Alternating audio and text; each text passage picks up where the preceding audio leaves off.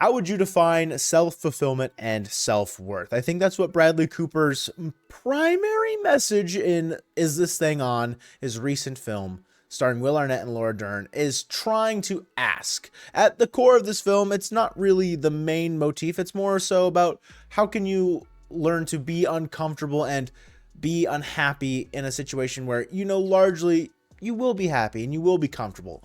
Will Arnett and Laura Dern starring in this movie as a married couple, Alex and Tess Novak. But the conflict of this film is, frankly, they're getting a divorce. Their marriage is unraveling. They're unhappy, and something just isn't quite right. They're not being fulfilled together as a couple, and they need to sort themselves out, essentially. And both characters need to find self-fulfillment and self-worth as an individual before coming back together and working things out, essentially. And it's this rat race, I think, of whether or not they will come back together by the end of this movie. And you really do have a pretty straightforward beginning, middle, and end, where the second act to me is where things really get the ball rolling. Will Arnett, he takes up stand-up comedy. Alex Novak, he just wants to go to a bar, but he can't get in. He doesn't have $15 on him. So he writes his name down to go do an open mic, and frankly, he just kind of tells a story. And the story is he's getting a divorce. If you've seen the trailers, you know that's the main bit that he goes for at his stand-up routines. And he meets a lot of other stand-up comedians at these open mic nights because they're all performing and they're all trying to make their name in the New York City stand-up comedy scene. And Will Arnett, his character Alex Novak, does eventually find himself etching out his own little corner in the stand-up comedy scene, and he likes it. He gravitates towards it. For some reason, there's this catharsis that comes by being able to find some individuality on stage where everyone's looking to him for a laugh. And he knows that he can deliver it with a certain cadence, a certain story. And there's jokes going back and forth between the comics that have been there, done that for quite a while. And obviously, the new guy on the block, they're kind of poking fun at him that you're not very good at this, are you?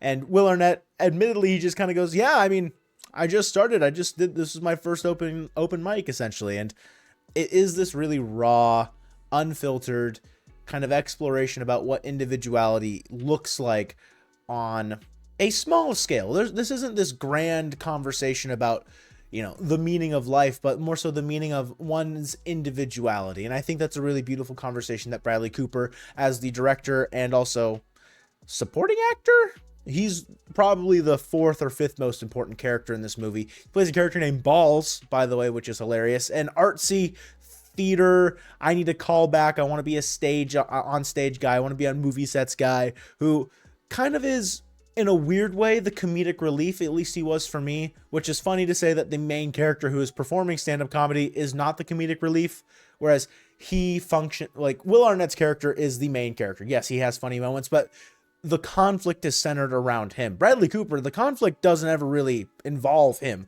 There are bits and pieces where he kind of gets himself involved, but Bradley Cooper is really there to kind of push motifs forward in terms of what Will Arnett's character Alex Novak needs to understand and how Balls can achieve that for him. There's a really funny exchange where they're having this conversation where they are just not on the same page, and it was one of my favorite scenes of the movie.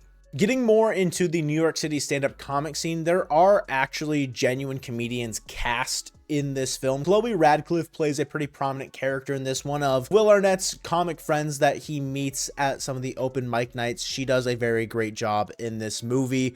I think it's my first time ever seeing her in a film, and I thought she was wonderful. Dave Attell was also in this. I recognized him immediately. That was an interesting kind of moment, like, wait a second, he's here? Part of it doesn't really have to do with the comic scene, but the cameo in this movie to throw Peyton Manning in the middle of this film was just incredible. I was grinning ear to ear, especially knowing I had pinpointed exactly where the story was going when his character was introduced.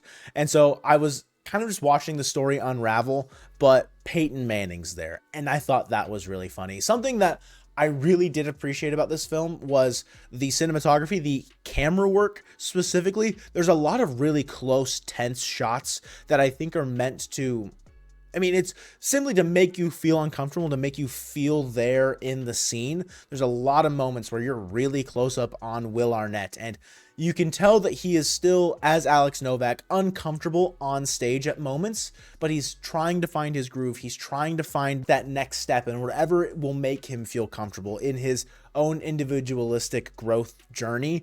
And I think the camera work in this movie does a great job at showing the emotions of the scene, if that makes sense. There's a lot of things that can be done on a technical aspect, and I felt those emotions when you were really tight to the actors, whoever was in scene. It doesn't necessarily have to be just Will Arnett, but there are specific moments where you're watching Laura Dern and you can tell that she's uncomfortable, but she's enjoying what is happening. And that, I think, spurns the kind of rush that you get into that is the bridge between the second and third act of this movie, and it just worked fundamentally very well for me. From the perspective of Laura Dern, you're looking at Tess Novak, a former volleyball Olympian, trying to get back on her feet after a marriage that maybe felt a little stagnant. And this exploration of her character about how to put herself back out there after being so comfortable with Alex Novak and their cookie cutter kind of life, essentially, with two boys, elementary grade level looking. It's how do they navigate being single parents but also still co-parenting.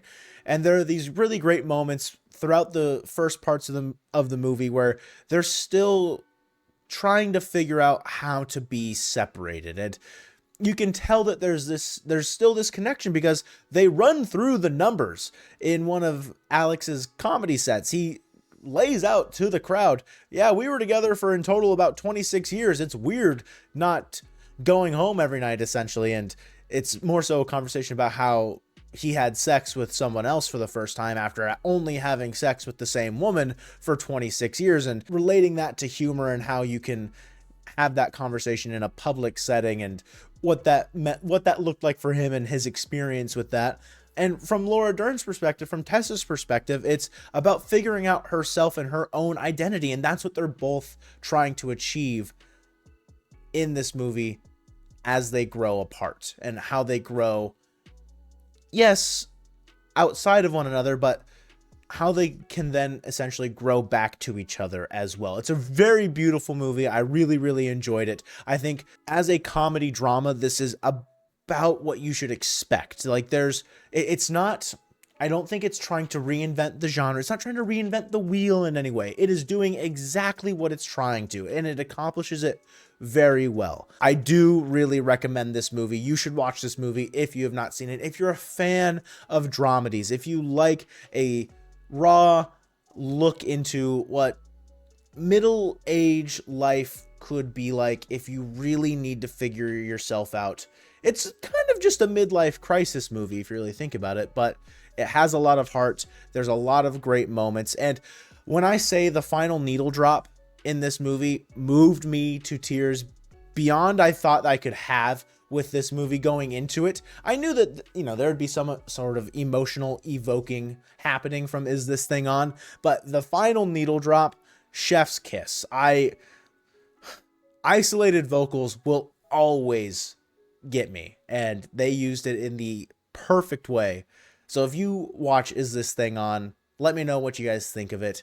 I'm looking forward to checking off some other dramedies. I posted a TikTok after seeing this in theaters, and I said, what are some other your favorite dramedies that I need to watch? I'm looking forward to watching In Bruges and Up in the Air the most, I think, from what I've looked at from other people recommending me. Fried Green Tomatoes is also on that list. But I appreciate you guys watching this. Follow along for more movie reviews and my continuous 2026 movie watch list and movie recaps. Appreciate you guys watching, and you should watch more movies.